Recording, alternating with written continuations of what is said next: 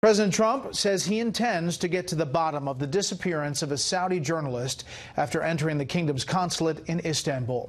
But so far, he's resisting calls to cancel a huge weapons deal with Saudi Arabia, saying there are other, more palatable and less costly responses available.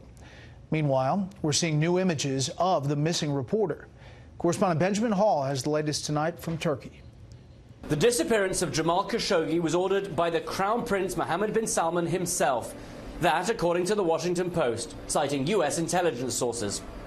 If true, it's another piece of evidence implicating the Saudi regime in Khashoggi's disappearance after he entered the Saudi consulate in Istanbul last week.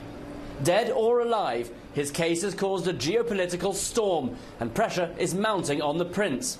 There'll be a bipartisan tsunami building against Saudi Arabia here if they did, in fact, do this. Today, President Trump called U.S. relations with Saudi Arabia excellent, but indicated that could change if the Saudi government was implicated.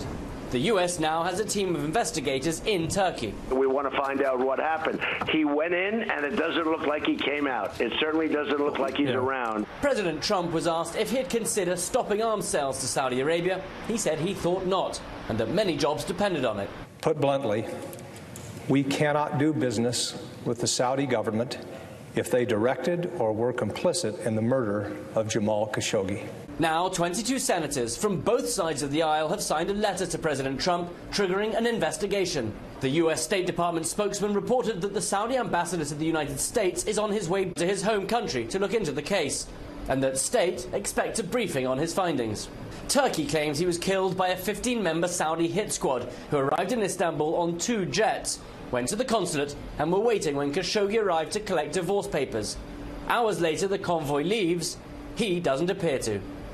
And all of this comes just one day before Pastor Brunson, the American preacher who's been held here in Turkey on terror and espionage charges for 2 years, receives his verdict. There are early reports he may be released. Brett? Benjamin Hall in Turkey. Benjamin, thank you.